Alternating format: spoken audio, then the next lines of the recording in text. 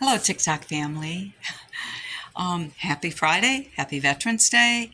Um, I'm a vet, but I don't feel happy. Believe me, I'm extremely satisfied with my own personal life, my relationships, my circumstances, even my health at my age. I'm 68. Um, Getting lots of grace. I'm happy about that. I know you don't usually hear that, do you? Okay. On a serious note, what is on my mind and many of your minds is the genocide of Palestinians. And there are always going to be people that feel that it's justified. And I'm not even ready to tap into all the anguish surrounding the genocides in the Congo and Darfur, South Sudan. It just to wrap your mind around the enormity of the suffering and the complexity of the issues.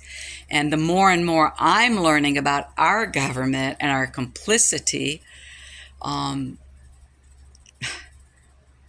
I'm saddened. I'm super saddened. And I know a lot of people that are patriots or nationalists would question my loyalty. And I will say this again, and I've said this forever. I don't belong to any political party. Any. Okay? The reason is when it's time to vote, I will register as a Democrat just to be able to vote my conscience. And that doesn't mean all the people I vote for are Democrat, does it? That's just my take on it. It's whoever has the most integrity, experience, empathy, and intellect for the given situation and position. And sadly, we don't have public servants. We have just an abundance of self-serving politicians.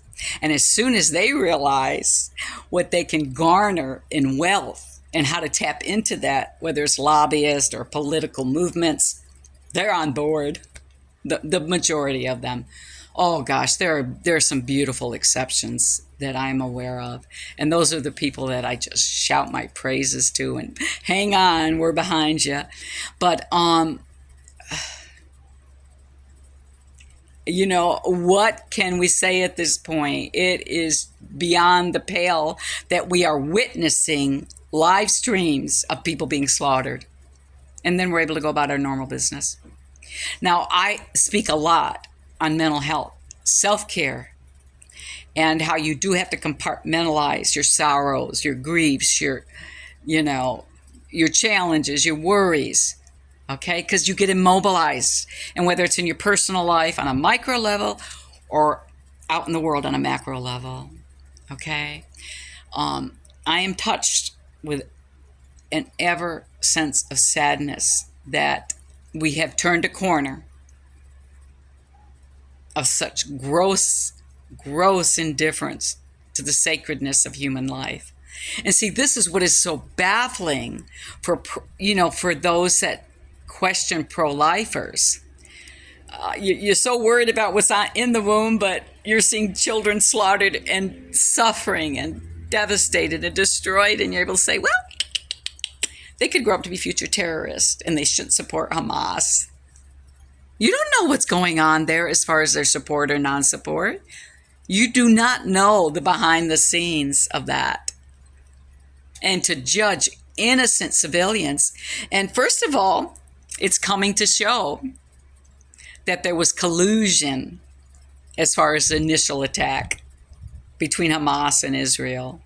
And I'm speaking of the Israeli government and Israeli soldiers that are acting just abhorrent, without regard, and are causing so much suffering.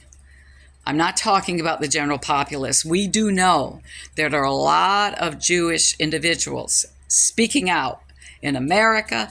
If they're speaking out in Israel, they are facing consequences, whether it's arrest or being beaten or whatever the case might be. And you know what really disturbs me and many others? That they are slaughtering the press in Gaza and their families. They are intentionally targeting them. Freedom of the press.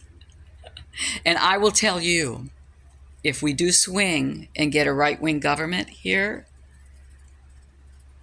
I told hubby, be aware there might be a knock on the door. So keep your mouth shut and stay safe, because, I don't want to put you in jeopardy because I got a big mouth. You know what? I am not going to turn away. I am not going to back down. Wrong is wrong. These are babies. These are innocent mothers. Did you see where the soldiers, some of them are wearing that t-shirt where they're getting 2 hits, but if they murder a pregnant mother, they're getting like a BOGO. 2 for the price of 1. Oh, God. Whew. So, forgive me if I'm not going to celebrate Veterans Day. Okay, even as a vet, I feel shameful. If I had some way to live in a country that understood and did not compromise for human rights, I would live there. But I have children and I have grandchildren and people that depend on me that I cannot abandon. Maybe I'm putting too much stock in my worth, but we all have people that need us and rely on us. And before I close, I want to say the images of these beautiful Palestinian men caring for orphans, pulling them out of the rubble when little children have lost everything, and doing all they can, and after all they have lost. They're being deprived of water and food and supplies and medicine. And I said to my hubby, so even if we have a humanitarian pause, is that just long enough so that they can murder them after they get a brief relief, a brief respite? And the images of them marching out with their hands up, the elderly that are dehydrated and malnourished now, and who knows what diseases now, with lack of hygiene and all of these dead bodies. Oh, they're trying so hard to stay on top of everything. Shame on you, Prime Minister of Israel. Shame on you. This is not about religion, and you know it's not. You're a sociopath. And President Biden, I regret my vote. I regret my vote. By the way, did you see and believe me, it wouldn't be for Trump either. Like I said, I don't belong to any party. Only individuals that have integrity will I be behind. Sometimes you find out you were wrong to place your trust there, but that happens on a personal level and on a professional as well as geopolitical level, right? Did you see the Prime Minister, Trudeau?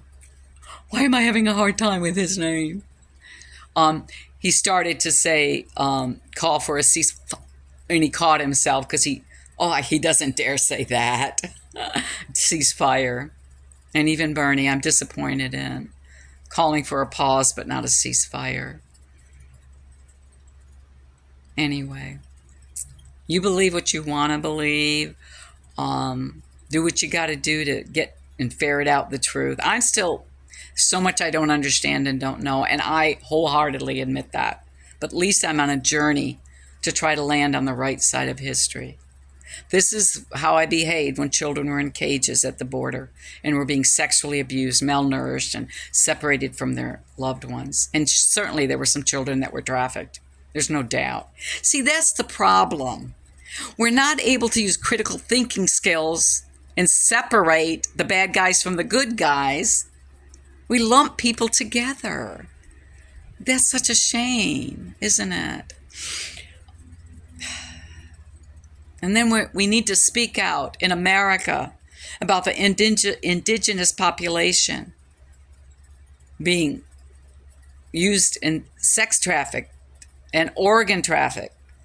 And certainly there are black women being missing all over.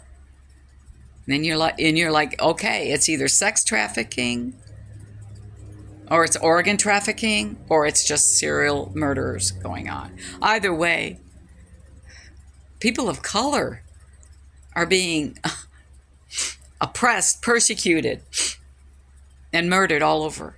And there's other groups, of course, vulnerable groups, populations that are being targeted. But this seems to be the overwhelming populations that are. Anyways, I don't want to add more sorrow to sorrow. But the wake-up call is here. How much more do we need to happen before we wake up? I love you all. I love you all. See, my whole goal is to ease suffering. I made a lot of mistakes, and my children suffered because of it. And the partners that I chose. And my reactions in those situations, because I had not done my healing. But anyways, we know better, we do better. Let's know better and then go out and do better. Have a good weekend. Love you.